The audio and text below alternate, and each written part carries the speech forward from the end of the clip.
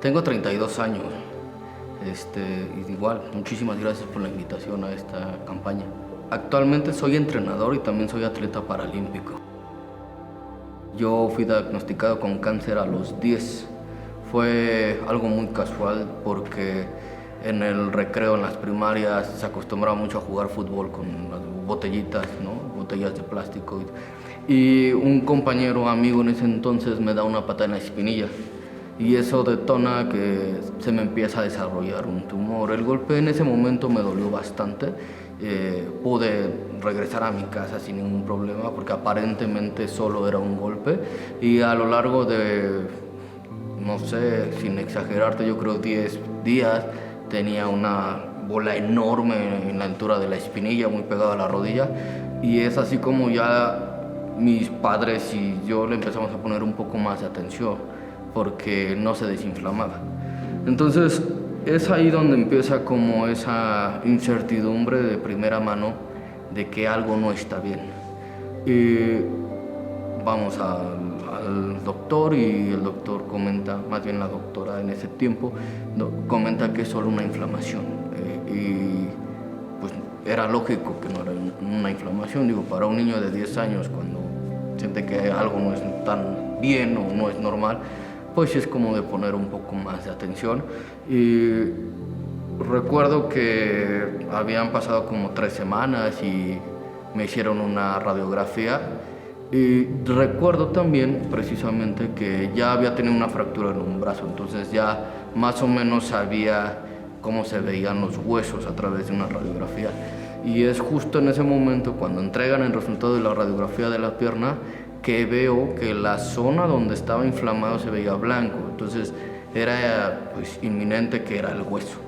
Entonces ahí empieza como a, pues, no sé, a murmurar entre médicos que una palabra que se me quedó muy grabada en ese momento, que fue osteosarcoma.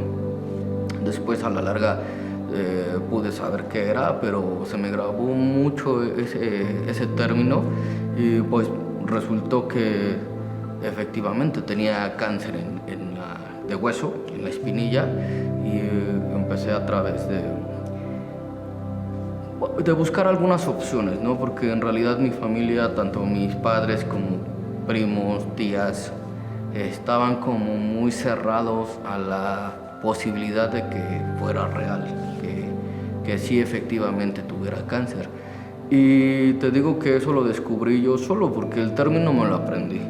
Y una prima que estaba estudiando para medicina militar, en su carro traía un glosario de términos médicos. Entonces yo me empecé pues, de chismoso a buscar qué era el osteosarcoma, y fue cuando yo me di cuenta que realmente tenía cáncer, ¿no? Y de ahí ya parte lo que son las biopsias para saber si era un tumor maligno o benigno, y pues por todos lados me tocaba la mala suerte de que fuera malo, ¿no? Entonces empieza ahí un proceso largo de un año completo en el que empiezan a ponerme quimioterapias muy agresivas, ¿no? Empiezo a perder el cabello, me empiezo a sentir muy mal, y pues ya estaba como en un proceso para intentar salvar la pierna primero, ¿no? Porque eso es lo que pasa al inicio de todo esto, que mi familia,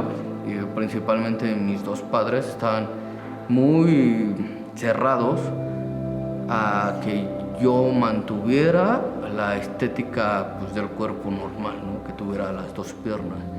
Y empieza quimioterapias y quimioterapias. Y la primera opción que se manejaba era retirar el tumor como tal. Retirar el tumor e implantar una endoprótesis, que es básicamente lo mismo, pero por dentro. Con el fin, o más bien con el único fin de que fuera estético.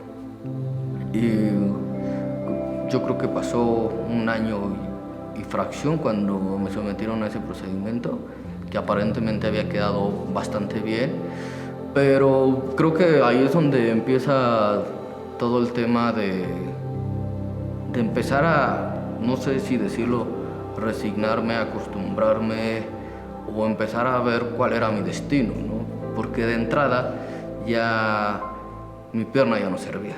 Ya llevaba yo en ese momento como 16 cirugías. Esa cirugía que aparentemente había sido exitosa es la mitad del camino, porque empiezo a tener yo muchas complicaciones a partir de ello. Infecciones, cirugías ambulatorias, entra en la mañana, te opero, sales en la noche. Y así seguí como año y medio después de eso, con quimioterapias, con cirugías, hasta que llegué a las 35 cirugías y la pierna no quedaba. Yo ya estaba harto de tantas cirugías, tantas quimioterapias, tantos piquetes, porque aparte ya también tenía cicatrices por catéter aquí, cicatriz por catéter en el pecho, aquí, o sea, en realidad ya no había pues donde me pudieran poner el suero, ¿no? Y cada vez que entraba al hospital era lo mismo, tedioso, aunque ya estaba acostumbrado, pues seguía siendo tedioso, ¿no? En el hospital pues se convirtió en mi casa durante 3 años, ¿no? Y lo que yo quería en ese momento era ya acabar, salir, para bien o para mal, ¿no? Y es entonces cuando se empiezan a manejar opciones para seguir rescatando la pierna. Era como un cuento de nunca acabar, ¿no? Pero sí me abrió un poco a que fuera la última opción, en la cual fue una cirugía estética, donde me cortan piel de aquí para ponerla allá, porque no cerraba, porque realmente mi cuerpo rechazaba ese material, no porque fuera corriente ni mucho menos, sino que el cuerpo es tan inteligente que dice esto no lo quiero. Entonces empezó a cicatrizar de una manera que se veía el metal que me habían puesto por fuera, como que cicatrizó por debajo, no sé cómo explicártelo. Hay imágenes que son muy fuertes de lo que me pasó y que pues realmente no podía estar yo así en la calle o no podía vivir así. Entonces abro esa posibilidad de esa última cirugía estética para que fuera el último intento para rescatar la pierna, en el cual tampoco me sentía como muy animado porque no iba a poder hacer muchas cosas, ¿sabes? Iba a tener que usar bastón, no iba a poder hacer muchas actividades. No sé, creo que esa apertura, esa opción, lo hice más como por mis papás, más que para mí. Y de alguna manera recuerdo que ha sido la cirugía que más me dolió, no la que más complicaciones tuvo, pero sí ha sido la que más me dolió, porque la otra pierna que estaba bien 100%, pues sufrió mucho en ese tiempo, ¿no? Que te quiten piel para ponerla de otro lado, me ardió muchísimo. Yo recuerdo que pasé días sin dormir, o sea, del dolor, pero desgraciadamente no quedó, ¿no? Entonces se empieza a complicar más. Mis cirujanos plásticos, mi ortopedista, mi oncólogo hablan conmigo, a pesar de tener 13 años, y les dije, pues es que ya no quiero tener la pierna, ya estoy harto, ya estoy cansado. Estar en el hospital ciertamente durante tanto tiempo me hizo madurar muchísimo, ¿sí? Me hizo entender cosas de la vida que un adolescente de esa edad no entiende, pues sí, a esa edad, a esos años. Entonces, yo lo que quería realmente ya era acabar, ¿no? O sea, ya quería irme a mi casa, ya quería empezar con otro tipo de cosas, ya, pues no sé, o sea, aunque también déjame decirte que era un volado, ¿no? O sea, no me animaba como tal a decir, pues, sí, ya, que se acabe esto, no sé. El hecho es que sí manipulaba mucho la opción de la amputación. Eso sí ya estaba como muy presente en mi cabeza. O sea, ¿por qué? Porque empiezas a poner en la balanza la parte de tu pierna ya no sirve. Y si tienes pierna, y si no tienes pierna, perdón, pues es lo mismo. O sea, ya al final esto ya no funciona, ya no flexiona, te duele, no sientes. Entonces, básicamente ya era como si no tuviera la pierna. Y recuerdo muy bien en esa reunión que te comento con los plásticos, con mi ortopedista y mi oncólogo, que así les pido que me amputen la pierna y que me empiezan a tachar como loco, ¿no? No, que no sabes lo que estás diciendo. Básicamente, pues eres un niño, un inmaduro, no sabes. O sea, creo que Pues sí, la reacción de ellos al tirarme o decirme más bien que no sabía lo que estaba diciendo era por la edad. Pero en la cuestión de las sensaciones y lo que estaba pasando, pues sí lo estaba viviendo yo. Entonces yo sabía cada segundo de dolor que había pasado y cada vez que había estado en el hospital y cada vez que me habían anestesiado y lo que tú quieras. Entonces, digo, es que es en serio, no estoy jugando. O sea, sí quiero que me corten la pierna porque ya no puedo estar así, ¿no? Entonces, mi ortopedista, que creo que era quien era más abierto, más amigo mío, me dijo, bueno, tengo dos opciones. Te voy a dar dos fechas, tú elige. El 9 de junio, yo estoy hablando del 2003, o creo que, no sé qué, 20 y tantos de agosto, porque se iba de vacaciones. Y siempre he sido mucho de las cosas ya, rápido, ¿no? Porque pues no quería ya seguir posponiendo eso. Y le dije que sí, que el 9 de junio estaba bien. Una semana antes yo cumplía 13 años, entonces recuerdo muy bien que ese cumpleaños lo pasé bien, tranquilo, en paz. Y pensaba en que ya era lo último, que ya se iba a acabar esto y que prontamente ya iba a estar pues no sé, en otra situación, pensando en una prótesis tal vez, o en hacer otra cosa, o estar más enfocado en la escuela, pero ya no estar pensando en que la siguiente semana voy a venir al hospital, la siguiente semana voy a venir al hospital, ¿sabes? Entonces fue como un poquito liberador también tener en cuenta esa sentencia. Todas las cirugías son peligrosas.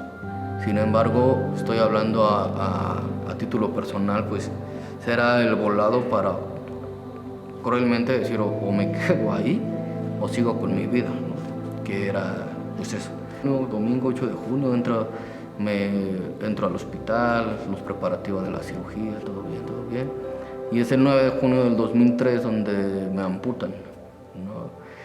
Pero de lo que sí me acuerdo es cuando salgo en la camilla a la salita de recuperación, que me levanto la sábana para ver la pierna y digo, se acabó, ¿no? Pero era como, ya sabes, el lapso donde sales como todo atarantado de la anestesia, pero había cosas graves que habían pasado en la cirugía, ¿no? O sea, como a los 2 días me da una trombosis pulmonar, porque los anestesiólogos, de tanta anestesia que había tenido durante 3 años, cirugía, me calculan mal.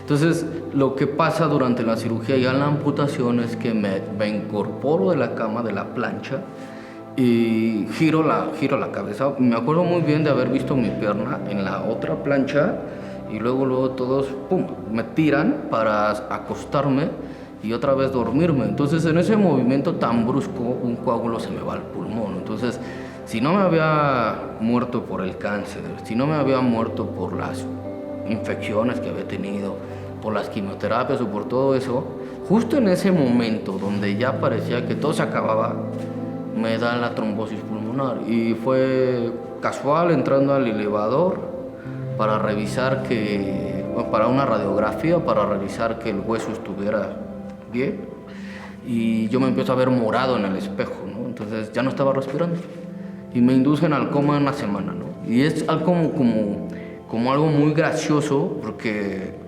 he platicado con gente que también ha estado en ese trance y escuchas todo, o sea, te sientes como dormido, impotente de no poder despertar, ¿no? Yo creo que por eso soy un poco más hiperactivo, no sé, pero se siente realmente como si estuvieras dormido, pero escuchas todo, o sea, los llantos de mis papás, ¿no? Rogándome, rezando, qué sé yo, y yo con la impotencia de no poder moverme, pero realmente también era un coma inducido porque era muy peligroso que yo hiciera un movimiento brusco, porque los medicamentos que me estaban dando eran vasodilatantes, entonces las venas y todo se estaba dilatando tanto que era muy peligroso que yo hubiera hecho algún movimiento brusco y que, pues no sé, se me reventara algo además, ¿no? Sí, unos 7 días y ya desperté y ya empezaba a estar bien, ¿no? Ya empezaba, ahí es donde ya realmente se acaba todo ese proceso, que es un poco largo, pero que es como yo pierdo la pierna, básicamente.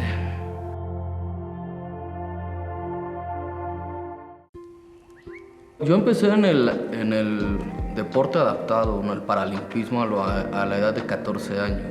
Empecé a través de una invitación que me hizo una persona que casualmente me encontré en la calle y me preguntó que si no me gustaría correr. En ese tiempo, más bien en ese instante, digamos que lo tomé como burla, ¿no? Sin darme cuenta que la persona que me estaba haciendo la invitación también era una persona con prótesis, pero no se veía, ¿no? Entonces tenía prótesis por debajo de rodilla, entonces era muy poco notorio, y acepté la invitación y ahí fue como empezó mi carrera de alguna manera en el deporte adaptado como tal.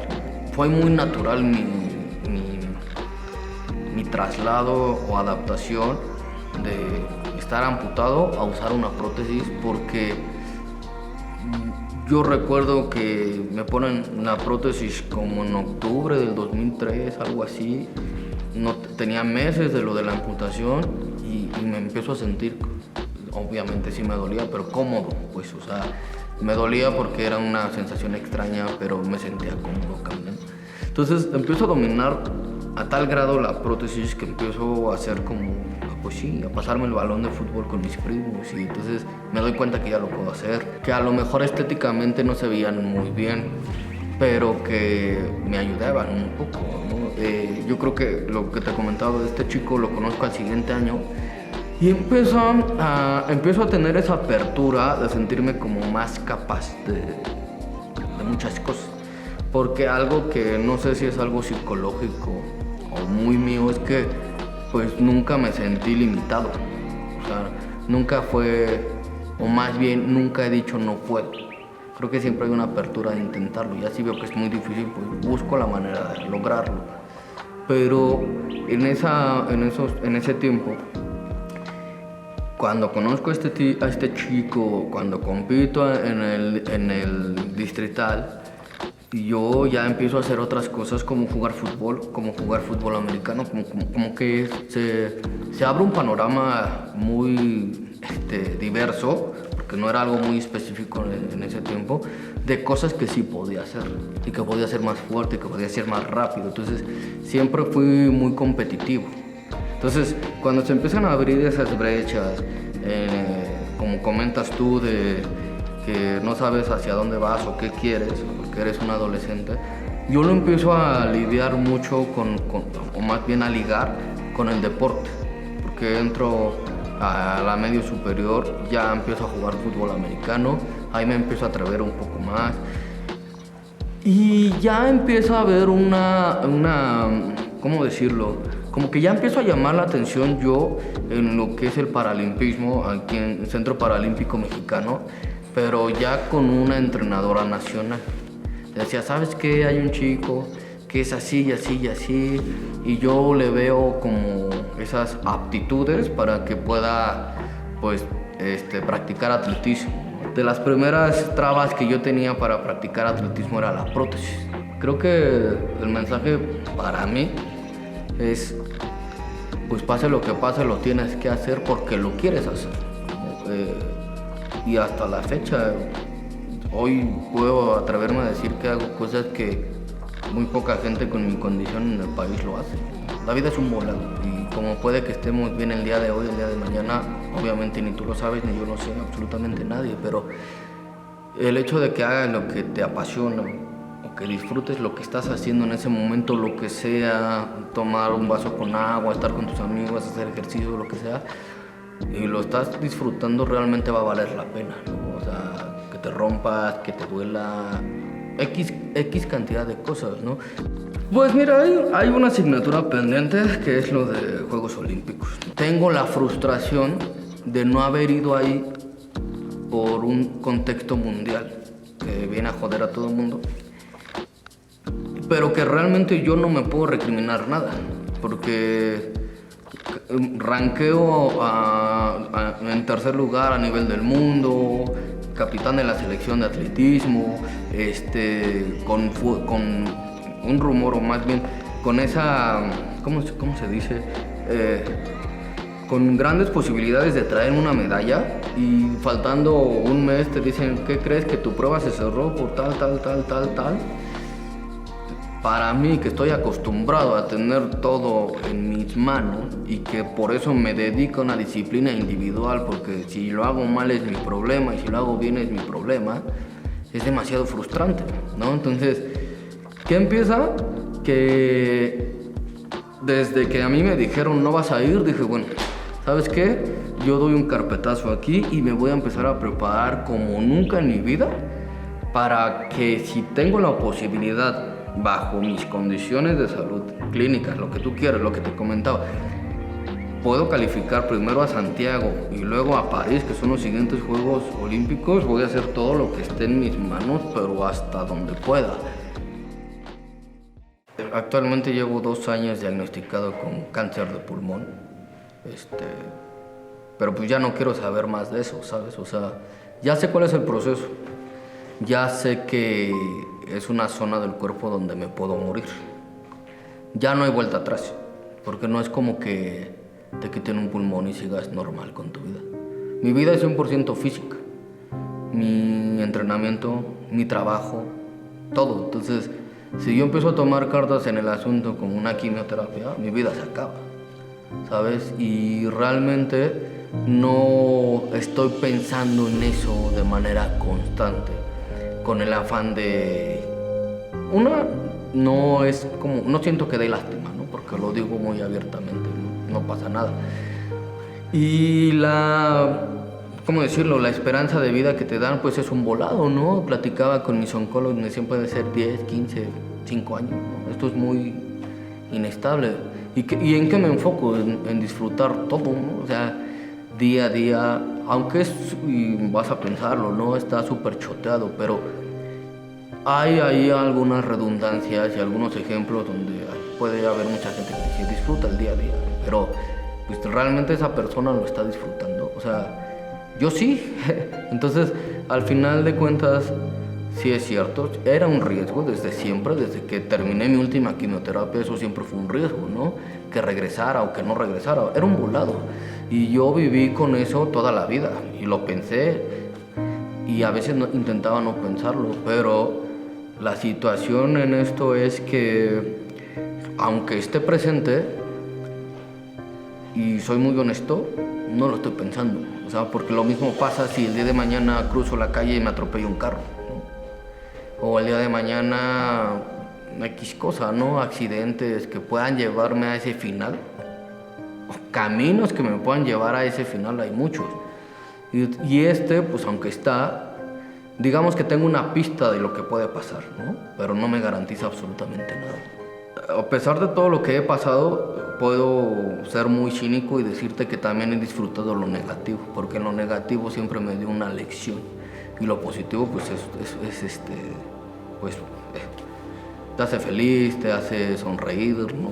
Y lo disfrutas, ¿no? Para mí creo que lo más importante en la vida es disfrutar el día a día, pero realmente tenerlo en cuenta como es, ¿no? Que en el día a día puede haber días malos y días buenos, ¿no? O sea, creo que al final de cuentas todo lo que yo pueda aconsejar o decir a la gente lo vivo muy en carne propia, ¿no? Pero es cierto que a veces cuando das ese consejo de decir vive el día a día, o sea, tú, no sé, termina siendo tachado de una persona demasiado positivista, ¿no? Cuando la gente realmente no sabe por qué lo dice, ¿no? Esta es mi historia y lo cuento así tan natural como la viví, pero es para mí la lección de vida que me ha dejado, ¿no? También perdí a mi papá hace 5 años y creo que ha sido uno de los golpes más duros para mí, más allá del cáncer o de perder mi pierna. Y la manera más tranquila que tengo de recordarlo es honrar lo que me enseñó, ¿no? Todo lo que pasas o lo que estás pasando va a valer la pena.